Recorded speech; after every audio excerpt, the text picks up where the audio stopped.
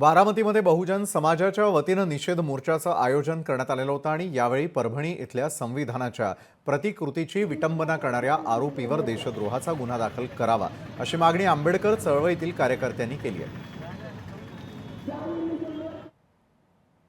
परभणी येथे जी घटना घडलेली आहे त्याच्या निषेधार्थ तेथील स्थानिक प्रशासनाच्या निषेधार्थ आज बारामतीमधून मोठ्या संख्येने निषेध व्यक्त करण्यासाठी आणि सरकारचं लक्ष वेधण्यासाठी संबंध बहुजन समाजाने संविधानाच्या लाभार्थ्यांनी संविधान प्रेमींनी आज बारामतीमध्ये निषेध मोर्चाचे आयोजन केले होते।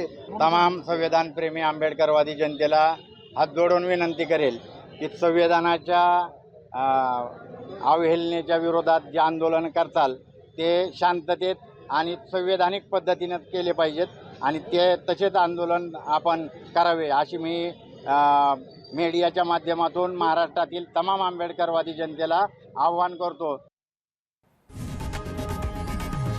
लोकशाही मराठी ऐका, पहा, जागरूक रहा।